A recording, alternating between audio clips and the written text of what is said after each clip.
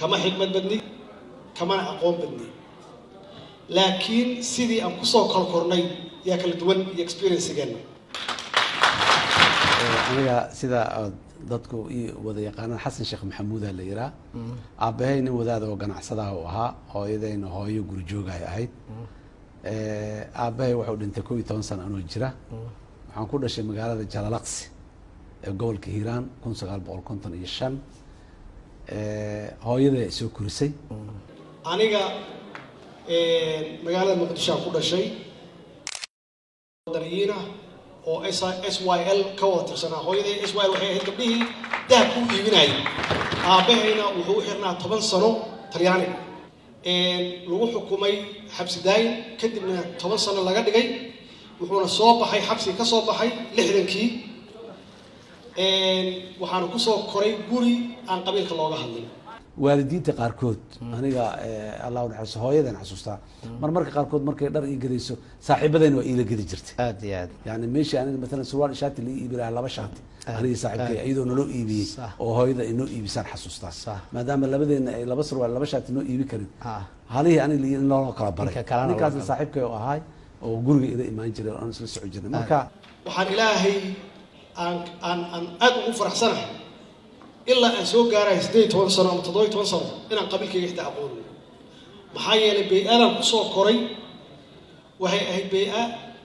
دي قبل وسنجرين بعد محايا لي دي ضد عن صلاحين أو سوي مد أو ملك استكاكل يمد أو أن معنا قسمينين يوها كون شغال بقول إيو كوي سديتن كي أنا جامعة أمة الصومالية كقلن جبيه معلنا النقطة ilaa 90kii dawladda ay ka burburaysa macallinaan ahaa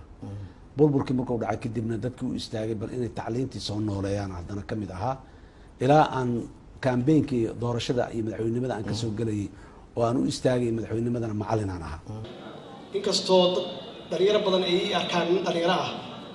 anigu ma yiri waxaan shaqaynayay muddo 30 sano ah ayaan dawladda u shaqaynayay 30 sano waxay ahayd maya 30 iyo 3 sano يعني دولة شقينا سجال صار وحوش شقينا دولة الصومالية أنتي كلنا وحوش شقينا دولة دان لقب بلعب دولة هوسة ومجال دان ورك قارئ شيئين عندك عاون جري وعن شقوي كورادين جري كدبنا وحن آدي ماشي اللي هذا كاونتيجا إيري كاونتيجا لقينا هاي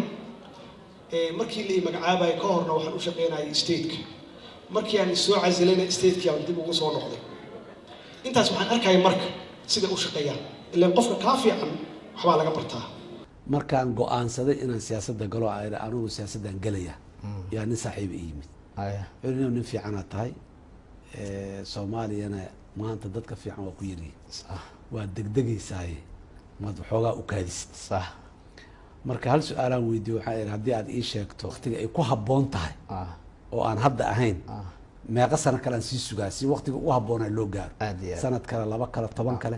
haddii waqti go'aan oo ogtahay uu jiro waa ka aqbalaya 3 sano kale 4 sano ka bacdi meeshaan la gaaraya xaqiiqa meeshaas ka bilaabi kartaa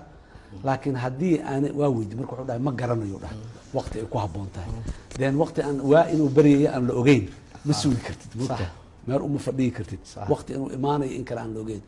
marka daas miday ahayd nasiib wanaag 3 sano aan shaqeynayay laba qof oo Soomaali ka daba geeyo aan shaqooyin geey laba qof oo Soomaali ah yaa iga faa'iiday ma sha Allah kursigaani daal iyo raaxo muxuu leeyahay bal dadka u macnay hadii lagu raaco maxaad ku macnaan lahayd wallahi kursigaani daal uu leeyahay raaxo ma laha wax raaxo ma laha daal dhafar saacado badan walwal marmarka qaarkood cabsi oo aad naftaada u cabsanaynin 10 milyan oo Soomaalida aad u cabsanayso ama u turayso ama u walwalayso oo adoo saacado dheer shaqeynay marka qaarkood sariirta hadaad tagta aadan hurdi karin haddana yaa ku soo maraya marka horta raaxa ma laha laakiin dhinaca kale raaxa uu leeyahay raaxada kale uu leeyahay waxa waaye achievementska markaa wax gaarto wax xaqiiqo markaad qalbigaaga ku qanciso qof Soomaaliya dib haysta ayaad ka qaaday markaad magaca Soomaalinimada waxbaad ku soo kordhin magaad dareento raaxaysiyo leeyahay waxa kale oo rabaa kursigaani kursi dee oo la shari loo soo raaxa doonto ma aha kursigaani qofka imaanaya ay horta ama soo raadsanaya walaalihii badnaa iga horreeyay ama kuwa dambe oo imaan doonaba waa qof anigu intaan qabo raadinayo fursad dadka Soomaaliyeed aniga malaayiinta soomaalida ay joogtaahi wax badan ma dheeri nin soomaali oo caadi oo shalay caadi ahayn laakiin hal midaan dheerah fursadaan helay dadka soomaaliyeed waxay isiiyeen fursad ah inaan muujiyo wax aan qaban karo laakiin kuwa iga waxqabad fiicana laga yaabaa inay joogaan oo madaxtinimada aanay u tartamin oo fursadda aanay helin marka aniga waxaan dareemayaa dadku inay abaal i gashadeen oo ay kalsooni i siiyeen oo ay fursad i siiyeen aan ku muujiyo bal haddii aan wax qaban karo inaan wax qabto marka inaan ka abaal dhaco ma doonayo abaalkaasi waxaan aad iyo aad committed oon ku dadaalayaa dadku in ay dareemaan ay dhahaan nacam muddada yaradoo meesha jooga allay leh wixii waxbuu qabtay wax badan maaha waxbuu dhaqaaji waxbuu qabtay in la yidhi aadaan u jeclahay